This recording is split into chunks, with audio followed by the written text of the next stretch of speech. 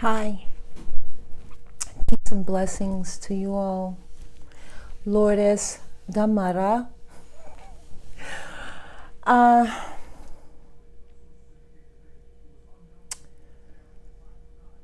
Well, I guess I wanted to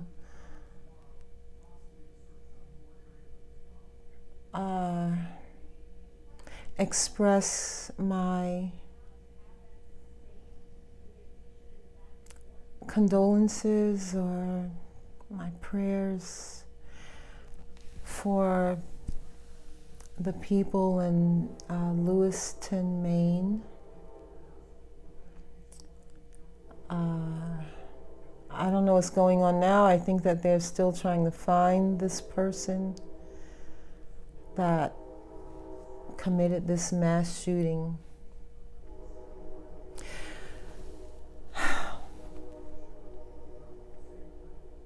I mean, there's so much. I also, have thoughts and everything for the people in Gaza and in Israel.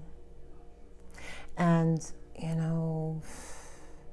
it just goes to show you how one person's actions can, hurt a lot of people. And it's just really sad that to know that people are suffering the way they are, because really when one of us is suffering, we really all are suffering, okay? It's no getting around that. And I just wish Hamas would just let the hostages go. Just let them go so that all that stuff can stop. All the suffering can stop.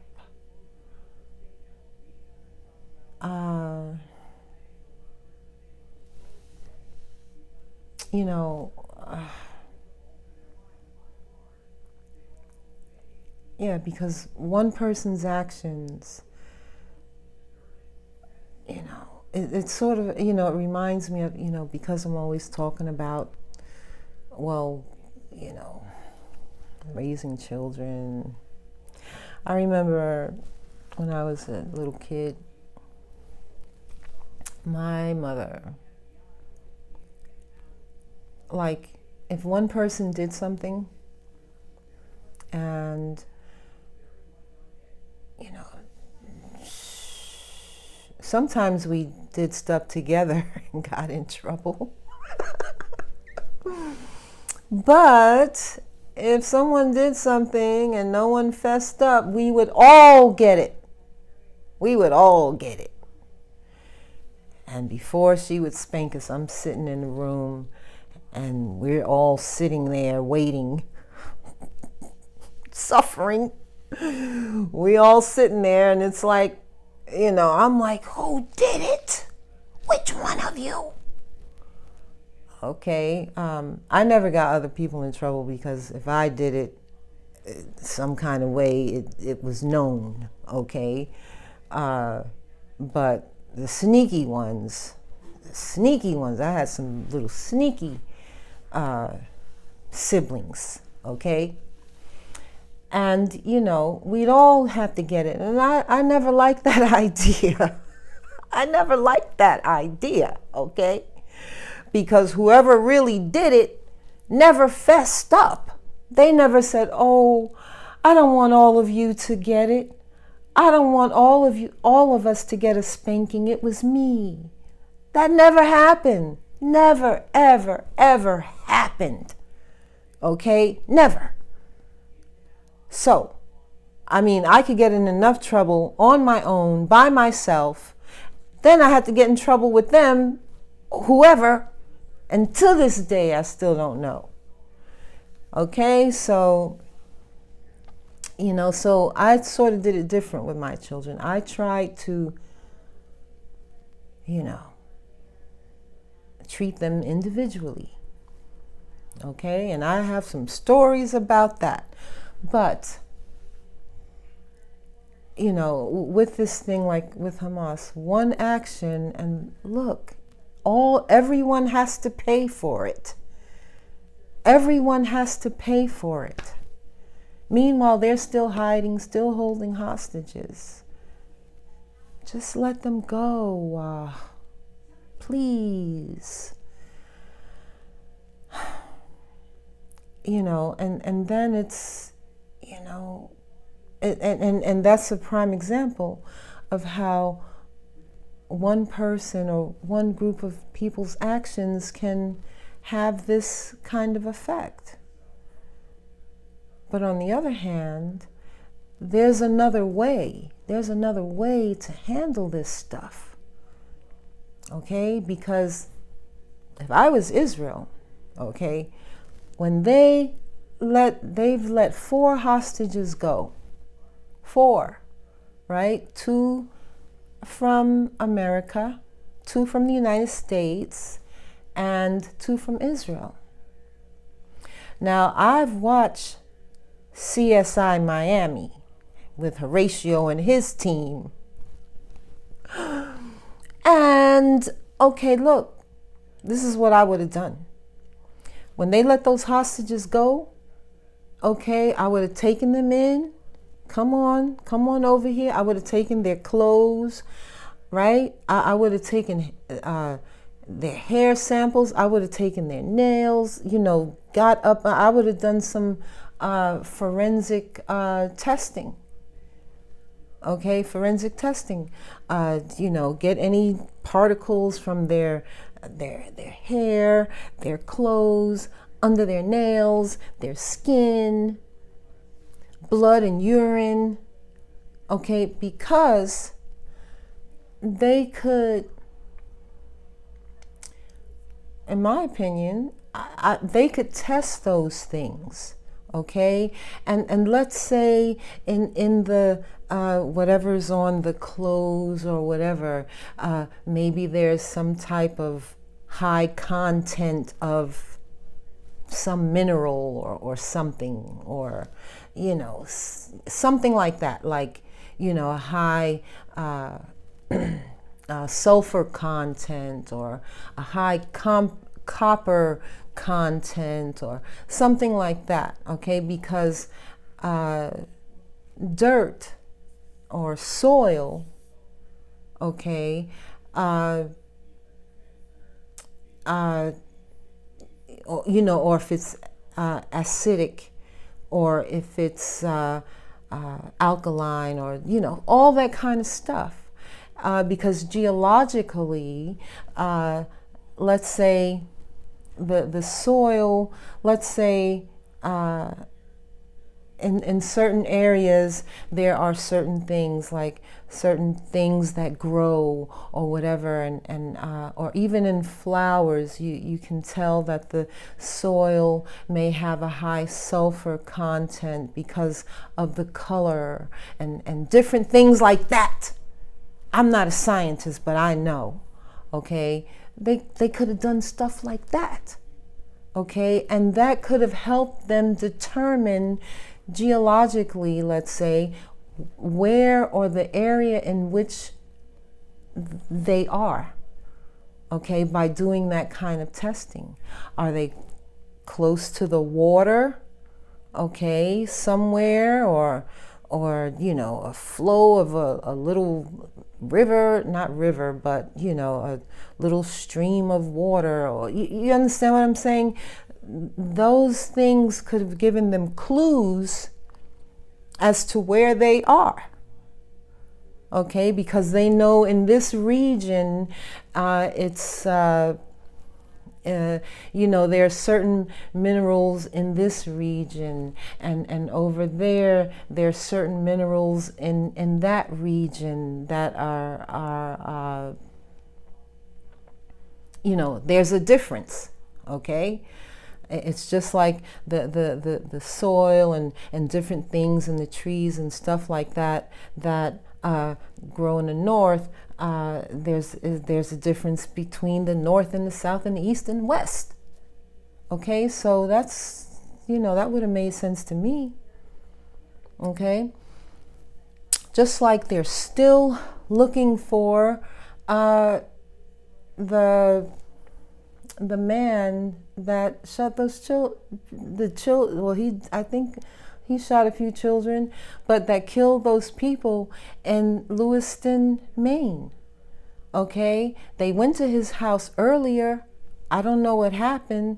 They went back, I believe. I don't know what's going on. Maybe they found him by now.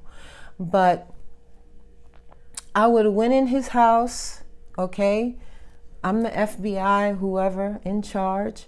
I would have went in his house because they don't know where he is. Okay, they know his car and they think he might have taken off in a boat. If they had, let's say he had shoes and he had clothes, or even walked on the floor, okay, I would have been picking the floor, his shoes, or whatever, because and taking them to the lab and had them tested, okay, because that would have given them, I believe, it could have given them an indication at least to where he was, where he may have been before he did this. Okay, was he near the water before he did this? We don't know because they haven't tested, or they, because the soil or whatever, the dirt or whatever, something in the soil would have given them some indication as to where he might have been, where he might have stepped. Okay, what part of the woods was he in? Okay, because in certain parts this grows, and in the other part this grows. Okay, so that's, I believe, maybe he had clothes that he had worn that also would have been an indication of, that they could have tested to see what kind of compounds or particles or whatever, things like that, maybe they could have done that may have also given them leads. Forensic. Okay, testing. Okay, so that's what I think. Not just the gun, not just, or even test the gun too. Maybe there's some residue from some pine trees, or who knows, and maybe they know that a certain part of wherever is full of pine trees, whereas the other part may not be full of pine trees. Okay, so I don't know, that's just how I see it. So so there's a lot going on. We just, that's why it's important for us to, stay alert and to always consider, other people. And, one thing also that I disagree with, they always try to say something about mental illness. He had mental illness, and come on, man. It's like,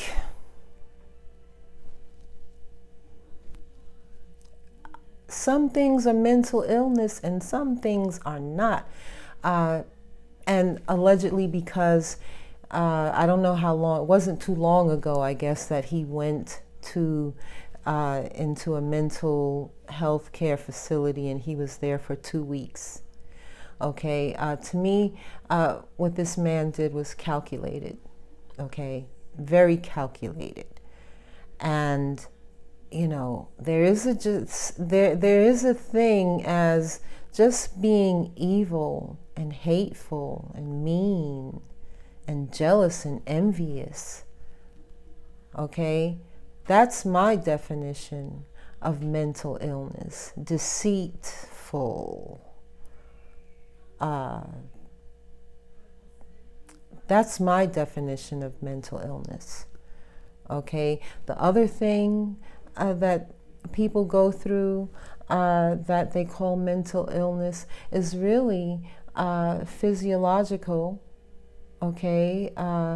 It's something wrong in the brain, whereas maybe the brain isn't the chemical balance in the brain is off. Okay, when people, let's say they are, maybe they're diabetic or have high blood pressure, those things can affect you. They can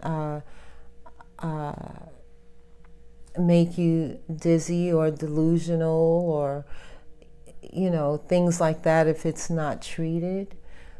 But they don't call that mental illness. Okay, but when a person has something that's wrong in the brain that causes them to act a certain way, just like with brain injury, different parts of our brain perform different functions. Okay, so if a person has a frontal lobe injury, then that can affect a lot of things. It can affect it can affect a lot of stuff, okay, including their emotions and their reactions and memory and all of that kind of stuff, okay? So to me, he probably purposely went to tried to act like he had some type of mental illness and goes in there for 2 weeks to a mental health care facility for 2 weeks because I think he went to the he thought the girlfriend was going to be at one of these places or something. I don't know. I think that's what I heard. Okay, so what he wanted to do was play like he had a mental illness, kill the girl, and then possibly get off by pleading insanity. I don't know what the law is on mental illness or pleading. What is it? Insanity. Okay, I don't know what the rule is, but he was probably planning on trying to do something like that, and then go off and live in a mental prison, mental, what do they call it? Whatever they call it. And he would have had an easy life. He would have just, maybe he thought he was going to get away with it. But he went in such a rage, okay? That's not mental illness. That's just out of control. Okay, he had worked himself up into such a rage that he wanted to kill her and then ended up killing a whole bunch of other people. Okay, and that's like road rage. When you see that with road rage, okay, the person, let's say they cut the person off, the person goes in a rage, and if they can't get to that person that cut them off, they're still mad at everybody else on the road. So anyway, but that's all I have to, that's all I'm going to say on all of that. But if you could pray for the people too, that would be great. Take care.